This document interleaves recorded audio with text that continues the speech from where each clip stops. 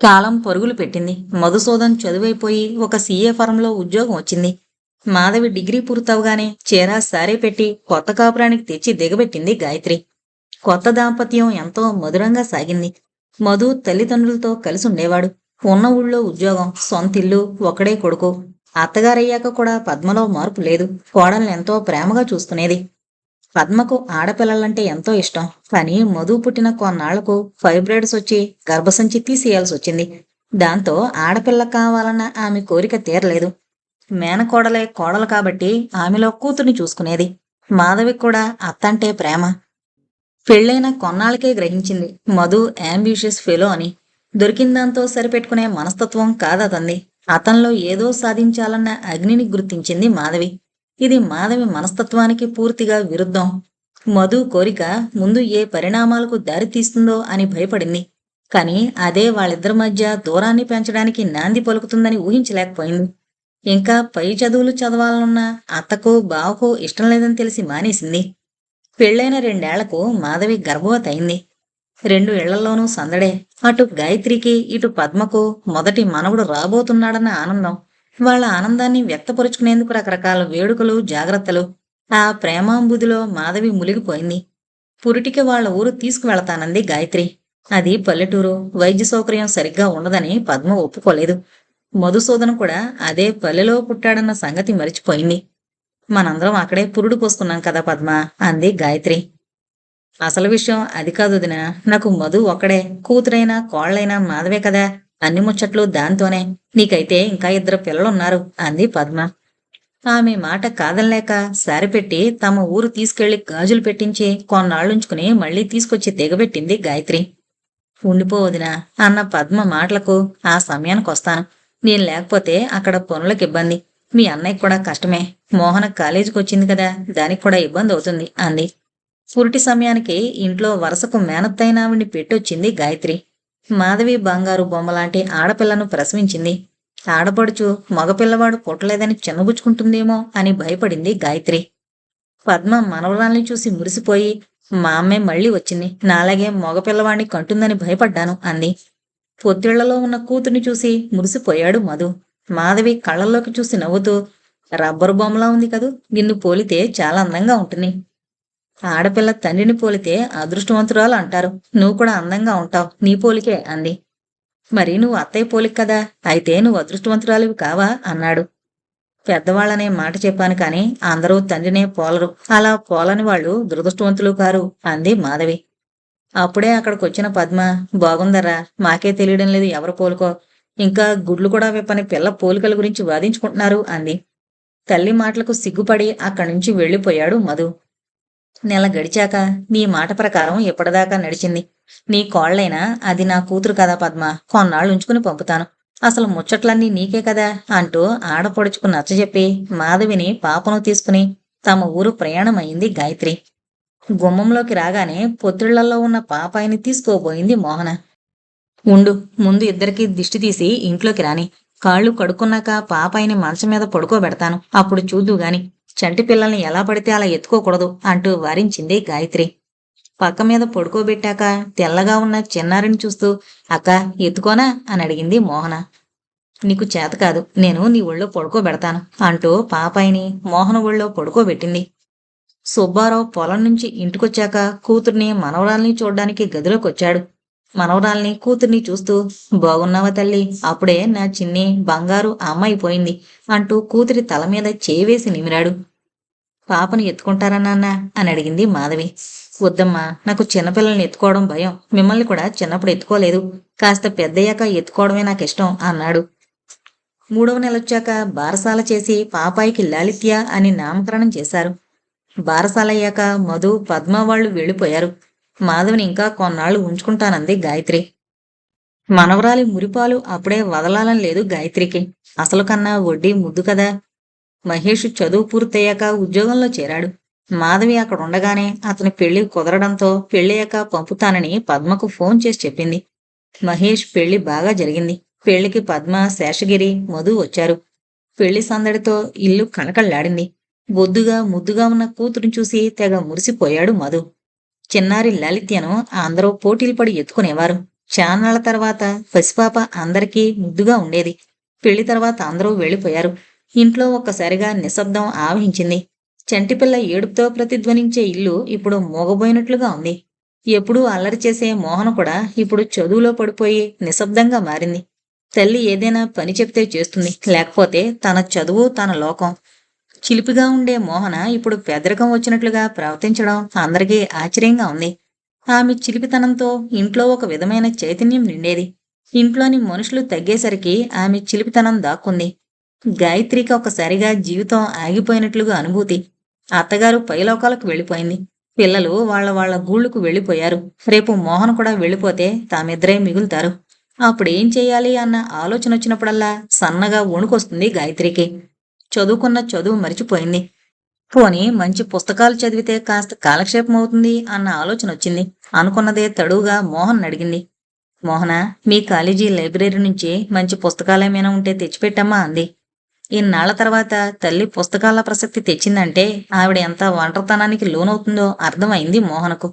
నానమ్మ మరణం అందరికన్నా ఆవిడ్ని బాగా బాధ పెడుతోందన్నమాట. మోహనకు చాలా రోజుల దాకా తల్లి డిగ్రీ దాకా చదివిందని తెలీదు. పుస్తకాలు చదివే అలవాటు బహుశా అక్కకు అమ్మ నుంచే వచ్చుంటుంది. ఎన్నాళ్ళు తన కోరికను మా అవసరాల కోసం మనసులో అణగదొక్కుందన్నమాట అనుకుంది మోహన. తప్పకుండా తెస్తానమ్మా, నీకెలాంటి పుస్తకాలు కావాలో చెప్పు అంది. పుస్తకాలే కాక ఇంకా వేరే ఏదైనా వ్యాపకం కూడా పెంచుకుంటే మంచిది. ఇది వరకటంత పనిలేదు. పోనీ గుళ్ళో శాస్త్రిగారు సాయంకాలాలు పురాణం చెప్తారని రమ్మని చాలాసార్లు పక్కింటి కాంతం అడిగింది. ఎప్పుడూ పనుందంటూ అత్తగారికి ఇబ్బందని తప్పించుకుంది. ఇప్పుడు వెళితే సరి అనుకున్నదే తడవుగా వెళ్ళడానికి బయలుదేరింది. మోహన, నేనలా గుళ్ళోకి వెళ్ళొస్తాను, నాన్నగారొచ్చే వేళకొచ్చేస్తానులే అంటూ బయలుదేరింది. గాయత్రి వెళ్లేసరికి పురాణం మొదలైపోయింది. శాస్త్రిగారి గొంతు కంగుమని మోగుతోంది. అప్పటిదాకా ఏం చెప్పారో అనుకుని తర్వాత ఎవరినైనా అడగొచ్చునని వినడం మొదలుపెట్టింది. వరాహ పురాణంలోని సత్యతప్పుడి కథ చెప్తున్నారాయన. పూర్వం సత్యతప్పుడనే బోయవాడుండేవాడు. వాడు దోపిడీ పనులకు అలవడి దారినిపోయే బాటసారులను హింసించి వారి దగ్గరున్న ధనాన్ని అపహరించి జీవిస్తూ ఉండేవాడు.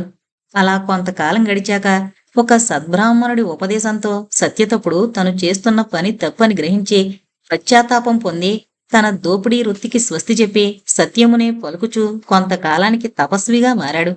ఒకనాడు సత్యతప్పుడు అడవిలో ఆకులు కోస్తుండగా కత్తి వేలుపై పడి అతని వేలు తెగి కింద పడింది. కాని వెంటనే ఆ వేలు పైకెగిరి దాని స్థానంలో అంటుకుంది. అదే సమయాన ఆ చెట్టుపైనున్న కిన్నెరుడు ఈ చిత్రం చూసి ఇంద్రసభలో చెప్పగా సత్యతప్పుని నిష్ఠ పరీక్షించగోరి ఇంద్రుడు బోయవానిగా, ఉపేంద్రుడు పందిగా మారి సత్యతప్పుని ఆశ్రమంలో చొరబడ్డారు. ఇంద్రుడు సత్యతప్పునితో, అయ్యా, నాతో కొట్టబడి తప్పించుకున్న పంది మీ ఆశ్రమంలో చొరబడింది. అది ఏమైందో దయచేసి చెప్పండి అని ఇంద్రుడు అడగగా సత్యతప్పుడికి ఏం చెయ్యాలన్న మీమాంస. నిజం చెప్తే పంది ప్రాణానికి ముప్పు, నిజం చెప్పకపోతే అసత్య దోషం అవుతుంది. ఆలోచించి తన సత్యవ్రతానికి భంగం కలగని రీతిలో, అయ్యా, పందిని చూసినవి ఈ కళ్ళు, అవి మాట్లాడలేవు. పంది ఆచూకీ చెప్పునది ఈ నోరు, ఇది చూడలేదు. చూడని నోరు ఏమని చెప్పగలదు, తమరే నిర్ణయించుకోండి అన్నాడు. ఈ కథ మీకు చెప్పడంలో అంతరార్థం చాలామంది ఆత్మ పరమాత్మల గురించి కర్ర విరక్కుండా పాము చావకుండా చెబుతారు. కానీ మన భగవద్గీతలో ఆత్మ పరమాత్మల గురించి కొన్ని ఖచ్చితమైన అభిప్రాయాలను పేర్కొంది. అలాగే ద్వైత, అద్వైత, విశిష్టాద్వైత మతాలకు కూడా కొన్ని ఖచ్చితమైన అభిప్రాయాలున్నాయి. పరమాత్మ దర్శనం కష్టం, కానీ పరమాత్మ ఉనికి గ్రహించడం చాలా సులువు. సృష్టిలో పరమాత్ముడు రసజ్ఞుడై వెలుగొందుతున్నాడని మన ఉపనిషత్తులు చెబుతున్నాయి. చెరుకులో తీపిని ఆస్వాదించినట్లే సృష్టిలోని ప్రతి అణువులోనూ భగవంతుణ్ణి మనం దర్శించొచ్చు. ఆ రోజుకి ప్రవచనం ముగిసింది. గాయత్రి మనసుకు చాలా ఊరట కలిగింది. మతం మత్తు కాదు, కానీ మనిషిని ఒక నిర్దిష్ట మార్గంలో నడవడానికి మనసును నియంత్రించుకునేందుకు బాగా ఉపయోగపడుతుందనడం మాత్రం నిజం. ఉద్యోగంలో పై చదువులు దొరికినా ఇంకా ఏదో చెయ్యాలన్న తపన మధులో మొదలైంది. ఇదివరకులా మాధవితో ఎక్కువ సమయం గడపడం మానేశాడు. కూతుర్ని కూడా ముద్దు చేయడం మానేశాడు. రోజు రాత్రుళ్ళు ఆలస్యంగా రావడం మొదలుపెట్టాడు. ఎక్కడికి వెళుతున్నాడో ఏం చేస్తున్నాడో తెలీదు. తనతో మనసులో భావాల్ని పంచుకుంటే బాగుంటుందన్న భావన మాధవికి. బావకి తనంటే ప్రేమ తగ్గిందా అన్న అనుమానం తమ కలయికలోని మార్పును పసిగట్టింది. ఇదివరకులా అనురాగం తొణికిసలాడుతున్నట్టు కాక యాంత్రికంగా అనిపిస్తోంది. లాలనగా, తదాత్మతతో కూడుకున్నట్లు కాక, మొక్కుబడిగా, ఆకలి తీర్చుకున్నట్లుగా ఉన్న కలయికతో విసిగిపోయింది మాధవి. మనసున్న మనుషులు జంతువుల్లా ప్రవర్తిస్తే ఎలా? అలా అనిపించాక ఉండబట్టలేక ఒకరోజు అడిగింది. అదేం లేదు. ఈ ఉద్యోగంలో ఎన్నాళ్ళుంటాను? నాకు పెద్దవాణ్ణవ్వాలన్న కోరిక. దానికి సన్నాహాలు చేసుకుంటున్నాను. ఒక ఫ్రెండ్తో కలిసి బిజినెస్ మొదలు పెడదామన్న ఆలోచనలో ఉన్నాను. అంతకన్నా ఏం లేదు అన్నాడు. అవన్నీ ఉండొచ్చు. దానికి మన మధ్య అనురాగానికి ఏంటి సంబంధం? పెళ్ళైన కొద్ది రోజులకే నేనంటే మొహం మొత్తిందా? అలా అయిన పక్షంలో సంవత్సరాలు గడిచిన కొద్దీ భార్యాభర్తల అనుబంధం యాంత్రికంగా మారిపోతుంది. మీ అమ్మా నాన్న, మా అమ్మా నాన్న ఇలా అందరి దంపతుల మధ్య జరుగుతుందా? అలా అయిన పక్షంలో లోకం కోసం భార్యాభర్తలుగా నటించాలా? అనురాగాలకు విలువ లేదా? నువ్వు మరీ సెన్సిటివ్గా ఊహించుకుంటున్నావు మాధవి. అదేమీ లేదు. ఏదో నా ఆలోచనల్లో. ఏంటంత ఆలోచనలు? నాతో పంచుకోవచ్చు కదా. అవన్నీ నీకేం అర్థమవుతాయి? మాధవికి అర్థమైంది. మరి బిజినెస్ అంటే డబ్బుతో కూడుకున్న పని కదా. అంత డబ్బు ఎక్కడి నుంచి వస్తుంది అని అడిగింది. అవన్నీ నీకెందుకు, నేను చూసుకుంటానులే అన్నాడు. మధు కొద్ది రోజుల తర్వాత బిజినెస్ మొదలు పెట్టాడు. శేషగిరి కొడుకు ఇష్టాన్ని కాదనలేక ఉన్న ఆస్తి నమ్మి డబ్బిచ్చాడు. తనకంటూ ఉద్యోగం ఉంది. ఆ తర్వాత పెన్షన్ వస్తుంది. ఉన్న ఒక్క కొడుకు కోరిక తీరిస్తే తప్పేముంది? ఎలాగా ఈ ఆస్తి వాడికి దక్కవలసిందే కదా అనుకున్నాడు. తండ్రి దగ్గర నుంచి కూడా డబ్బు సహాయం అందిందని తర్వాత మాధవికి తెలిసి బాధపడింది. ఏ విషయంలోనూ తన సలహా తీసుకోవడం కానీ, తనకు చెప్పడం కానీ చేయకపోవడం ఆమెకు బాధ కలిగించింది. భార్యను కరణేషు మంత్రి అని కూడా అన్నారన్న విషయాన్ని మధుసూదన్ మరిచిపోయాడు. సమయం గడిచిపోతోంది. లాలిత్య తర్వాత 3 ఏళ్లకు మాధవికి కొడుకు పుట్టాడు. నవీన్ అని పేరు పెట్టారు. పద్మ మనవడు పుట్టినందుకు తెగ సంబరపడిపోయింది. పిల్లలు పెరుగుతున్నారు. మధు బిజినెస్ పెరుగుతోంది. ఇంటి పట్టున ఉండడం కూడా తగ్గుతోంది. అందరి ఇళ్లల్లాగే మాధవి పిల్లల పెంపకంలో బిజీ అయిపోయింది. కరుగుతున్న కాలం చాలా మార్పుల్ని తెచ్చింది. శేషగిరి, పద్మ సింహాచలం వెళ్లి తిరిగొస్తున్నప్పుడు బస్సు ప్రమాదం అయింది. శేషగిరి మరణించాడు. పద్మ కొన్ని గాయాలతో బయటపడింది. తన పని హడావిడిలో తండ్రి మరణాన్ని కూడా చాలా యాంత్రికంగా తీసుకున్నాడు మధు. మాధవి అన్నీ తానే అయ్యి తల్లి, తండ్రి సహాయంతో జరగవలసిన కార్యక్రమాలు పూర్తి చేసింది. కర్మకాండలు తప్పనిసరి కాబట్టి కానిచ్చాడు. సుబ్బారావు బావగారు పోయిన దుఃఖంలోనూ, పసుపు కుంకుమ పోగొట్టుకున్న చెల్లెల్ని ఓదార్చడంలోనూ మధు విషయంలో వచ్చిన మార్పును పసిగట్టలేదు. గాయత్రి పసిగట్టింది. అల్లుడు కూతురి మధ్య ఇదివరకటి సాన్నిహిత్యం లేనట్లుగా గ్రహించింది. అప్పటికీ ఊరుకోలేక మాధవిని అడిగింది సంగతేంటని. ఏం లేదమ్మా, నీవన్నీ అనుమానాలు. సొంతంగా పని మొదలు పెట్టాడు బావ. ఒత్తిళ్లు ఎక్కువగా ఉంటాయి. అంతకన్నా ఏం లేదు. తండ్రిపోయిన దుఃఖం కూడా ఉంది కదా అని సర్దేసింది. మాధవి మాటలెందుకో సంతృప్తిగా అనిపించలేదు. తండ్రి మరణాన్ని అతను సీరియస్ గా తీసుకోలేదనిపించింది. అతని చర్యల్లో ఏదో లోటు కనబడుతోంది. అయినా అనవసరంగా ఆలోచించి మనసు పాడు చేసుకుని తానేం చేయలేదు. ఇక భార్యాభర్తల మధ్య మూడో మనిషి ప్రమేయం అంత మంచిది కాదని ఊరుకుంది గాయత్రి. తల్లిని ఏమరచింది. కాని మధు తండ్రి మరణాన్ని యాంత్రికంగా తీసుకోవడం సహించలేకపోయింది మాధవి. అలాని అతనితో దెబ్బలాట పెట్టుకోవాలని లేదు. ఎంత పని ఒత్తిడున్నా తండ్రి మరణం అతన్ని కుదపలేదా? బావ స్వార్థపరుడా, లేక పైకి పాకాలంటే స్వార్థాన్ని వంట పట్టించుకోవాలనుకుంటున్నాడా అన్నది తెలియలేదు. ఊరుకు వెళ్లినా మనసులో మాధవి గురించే ఆలోచన గాయత్రికి. పద్మను పుట్టింటికి తీసుకురావాలని తీసుకునొచ్చారు. షాక్ తిన్న పద్మ పిచ్చిదాన్లా తయారైంది. అర్ధరాత్రి లేచి ఏడుస్తుంది. పద్మను కనిపెట్టి ఉండడానికి ఆమె పక్కనే పడుకుంటుంది గాయత్రి. ఏంటో ఈ జీవితాలు, అంతలోనే సుఖాలు, అంతలోనే కష్టాలు. ఒక పక్క ఆడపడుచుకు కలిగిన కష్టం, ఇంకోవైపు కూతురి కాపురంలో తెలియని లోటు. రెండూ మనసులో ములులా కెలుకుతున్నాయి గాయత్రికి. 10 రోజులు పోయాక మాధవి ఫోన్ చేసింది. అమ్మా, అత్తయ్యను పంపేయ్. నాకు తోచడం లేదు. నేను శ్రద్ధగా చూసుకుంటాను. ఇక్కడైతే పిల్లలున్నారు కాబట్టి ఆవిడికి కొంత కాలక్షేపం అయ్యి మావయ్య జ్ఞాపకాల నుంచి బయటకు వస్తుంది అంది. ఆ మాట నిజమే అనుకుని పద్మను హైదరాబాద్ దిగబెట్టమని భర్తతో చెప్పింది. అబ్బా, ఈ రోజుకు చాలే, మిగిలింది రేపు చెబుతాను. రాజ్యం, ఒక మంచి కాఫీ ఇవ్వు అంటూ పిలిచింది మాధవి. అసలు మీకు కాఫీ అలవాట్లేదన్నారు కదా, అలాంటిది ఇప్పుడు అస్తమాను కాఫీ అంటున్నారు అంది మధురిమ. అది పూర్వాశ్రమంలో. వయసుతో పాటు కొన్ని అలవాట్లు మారతాయి అంది మాధవి. పిల్లలిద్దరూ ఏం చేస్తున్నారు? వాళ్ళకి విషయం తెలుసా అంది మధురిమ. లాలిత్యకు 18, నవీన్కు 15. లాలిత్య డిగ్రీ చదువుతోంది. నవీన్ 10th చదువుతున్నాడు. ఇది నేను దాచిపెడదామన్నా దాచేది కాదు. ఈ రోజుల్లో మీడియా చాలా పవర్ఫుల్. వాళ్ళకి న్యూస్ కావాలి. అందుకే ఎవడు ఎప్పుడు ఏం చేస్తాడా, వాడి న్యూస్ తెరకెక్కిద్దామా అని చూస్తారు. నీకు తెలుసా, ఒకసారి ఒక ప్రముఖ వ్యక్తి చచ్చిపోతే వాళ్ళింటికి వెళ్లి ఏడుస్తున్న వాళ్లను మీరెలా ఫీల్ అవుతున్నారు, మీ భావాల్ని మా ప్రేక్షకులతో పంచుకుంటారా అని అడిగారట. వాళ్ళ మనిషి పోయి వాళ్ళు దుఃఖంలో ఉంటే ఇలాంటి ప్రశ్నలు వేస్తే ఎలా ఉంటుంది? అసలు ఈ న్యూస్ చూసిందే వాళ్ళు. వాళ్ళు చెప్పాక నేను చూశాను. నేను టీవీ అంతగా చూడను. నాకు పుస్తకాలే స్నేహితులు. నువ్వు చూస్తావా అని అడిగింది మాధవి. అప్పుడప్పుడు చూస్తాను. ఉద్యోగంలో ఉన్నన్నాళ్ళు సమయం ఉండేది కాదు. ఇప్పుడు చూడాలంటే సగం న్యూస్ మా గురించే కదా. ఈ న్యూస్ విన్న పిల్లల రియాక్షన్ ఏంటి? నేను తప్పు చేశాననుకుంటున్నారా? నువ్వు తప్పు చేసావో లేదో మొత్తం నీ కథ తెలిసాక చెప్తాను. న్యాయం ఎవరి వైపు ఉంటే నా ఓటు వాళ్లకే. ఇంకా పిల్లల రియాక్షన్ గురించి, ఈ మధ్య పిల్లలు చాలా ఎదిగారు. ఏ విషయానికి ఎలా స్పందించాలో వాళ్లకు తెలిసినట్లుగా మనకు తెలియదనుకుంటాను. తప్పులు ప్రతి వాళ్ళు చేస్తారు. ఆ పైన తప్పు తెలుసుకుని సారీ చెబుతారు. ఈ మధ్య మోసాలు కూడా చాలా జరుగుతున్నాయి. ఆడపిల్లలు మోసపోతున్నారు, మోసగిస్తున్నారు కూడా. ఇప్పుడు జరిగిన దాంట్లో తప్పు నువ్వు చేశావా, బావ చేశాడా అన్నది దోషెవరో తెలియకుండా కంగారు పడ్డం అంత మంచిది కాదు. అందుకే నేను స్వయంగా నిజానిజాలు తెలుసుకునేందుకు నిశ్చయించుకుని బయలుదేరొచ్చాను. అడ్రస్ కనుక్కోవడం పెద్ద కష్టం కాలేదు అంది మాధవి. అసలేం జరిగిందో తెలుసుకోవాలని మీకు లేదా అంది మధురిమ. ఎందుకు లేదు, తెలుసుకోవాలనుంది. కానీ తొందరపడదలుచుకోలేదు. నువ్వు మోపిన మొదటి అభియోగం నిజమే. అతనికి భార్యా పిల్లలు ఉన్నట్టు నీకు తెలీదు. తెలిసి చేసుకుని అతని మీద నేరం మోపావని నేను అనుకోవడం లేదు. ఇప్పటిదాకా భార్య స్థానం నాకు కాక ఇంకో స్త్రీకిచ్చాడన్న విషయం నాకు కూడా తెలీదు. అంత బాగా మేనేజ్ చేశాడంటే చెప్పుకోదగ్గ విషయమే. బిజినెస్ మొదలుపెట్టినప్పటి నుంచి తరచూ వేరే ఊళ్లకు వెళ్లడం, ఎక్కువ రోజులు గడపడం అతనికి అలవాటే. నిన్ను చేసుకున్నాక అది కొంచెం ఎక్కువై ఉంటుంది. 2 ఇళ్ళు మేనేజ్ చేయాలి కదా అంది నవ్వుతూ. అబ్బా, ఏం మనిషి, ఎప్పుడూ చక్కగా నవ్వుతూ ఉంటుంది. తనను ముందు పెళ్లి చేసుకున్నవాడు ఇంత ద్రోహం చేశాడని తెలిస్తే ఏ ఆడదైనా ఇంత కూలుగా ఉండగలుగుతుందా? ఎంతకీ కేసు పెట్టావు కదా, లాయర్ని మాట్లాడావా? నువ్వు ఢీ కొనబోతోంది పెద్ద బిజినెస్ మ్యాన్తో. తన మీద నింద పోగొట్టుకునేందుకు ఏమైనా చేయగలడు అంది. ఏమని చెప్పాలి? ఆమెను నమ్మొచ్చా? తన దగ్గర అన్నీ తెలుసుకుని తనకు వ్యతిరేకంగా మారితే ఈమెను ఎంతవరకు నమ్మొచ్చు?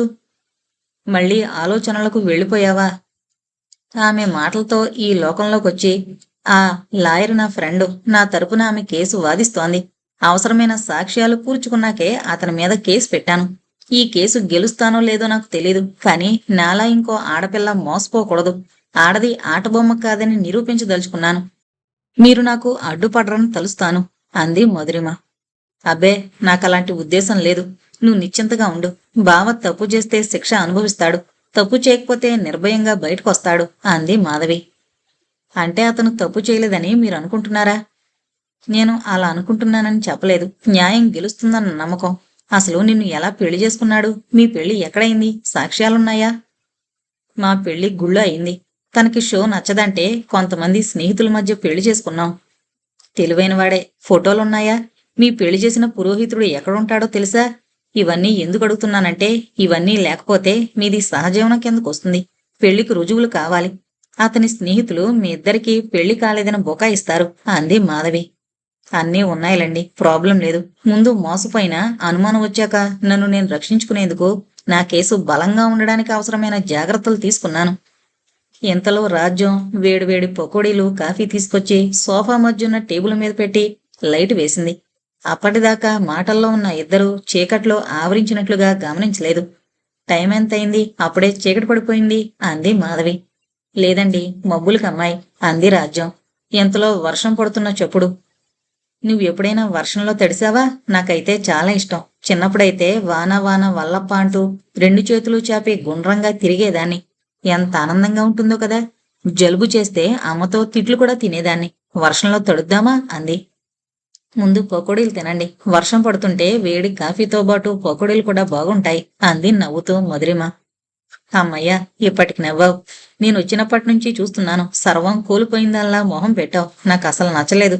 ఇంచక్క అలా నవ్వుతూ ఉండు అంటూ ఒక పకోడీ తీసి నోట్లో పెట్టుకుంది. ఎందుకో మాధవితో మాట్లాడుతుంటే మనసు తేలిగ్గా ఉంది. నిజమే, కోల్పోయింది ఏమైనా ఉంటే ఇద్దరూ కోల్పోయారు. ఆమె ఎంతవరకు తనకు సహకరిస్తుందో తెలియదు, కానీ మనసుకు ఆహ్లాదం కలిగించేటట్లుగా మాట్లాడుతోంది. ఆమెలో ఏదో మంత్రశక్తి ఉన్నట్లుగా ఆమె మాటలు వినాలనిపిస్తోంది. జీవితం పట్ల చక్కని అవగాహన ఉన్నట్లుగా అనిపిస్తోంది. అలా అని తన భావన నిజమవునో కాదో తెలీదు. ఏ అవగాహన లేకుండా తప్పటడుగు వేసింది. తన మీద నమ్మకంతో తల్లిదండ్రులు కూడా హెచ్చరించలేదు. ఆ రోజు హాయిగా నిద్రపోయింది మధురిమ. నిద్రపోంది మాధవి. తోటి ఆడది మోసపోయిందని తెలిసి ఆమెకు మానసిక ధైర్యం కలిగించడానికి తన సాయశక్తులా ప్రయత్నిస్తోంది. ఆమెకైతే పిల్లల్లేరు. రేపు మధుకు జైలు శిక్ష పడితే తన పిల్లల గతి ఏంటి? అలా అని తప్పు చేసిన వాళ్లను సమర్థించను కూడా లేదు.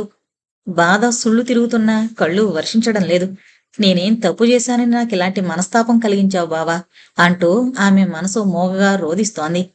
ఒక చిన్న నిప్పురవ కాష్టాన్ని రగిల్చినట్లుగా ఉంది అతను చేసిన తప్పు. మర్నాడు తెల్లవారక నవ్వుతూ పలకరించింది మధురిమ. ఇవాళ మీ కథ పూర్తి చేయండి, నా కథ కూడా వినాలి కదా అంది. తప్పకుండా పూర్తి చేస్తాను. ఇదేమైనా టీవీ సీరియల్లా సంవత్సరాల తరబడి సాగడానికి? ఎంచక్కా బ్రేక్ఫాస్ట్ చేసి కూర్చుందాం. ఇవాళ ఏంటి టిఫిను? ఆకలి బాగా వేస్తోంది అంది. టేబుల్ మీద ఉన్నాయి చూడండి అంది రాజ్యం. అప్పటికే వేడివేడి పెసరట్లు ఉప్మా తయారు చేసి పెట్టింది. అబ్బా, పెసరట్టు! ఇది చూడగానే అట్టు అట్టు పెసరట్టు, ఉల్లిపాయ పెసరట్టు అని పాడాలనిపిస్తోంది. బావకు చాలా ఇష్టం. నా మాటలు నీకు ఆశ్చర్యంగా ఉన్నాయి కదూ. నాకర్థం కానిది ఒకటే, ఈ చిక్కుముడి మన సాంప్రదాయాల్లో ఉందా, మన పెళ్లి మంత్రాల్లో ఉందా? పెళ్ళైన దగ్గర నుంచి ఆడదాని మనసు మొగుడి ఇష్టాలు అలవాట్ల చుట్టూ గానిగెద్దు తిరిగినట్లు తిరుగుతుందెందుకు?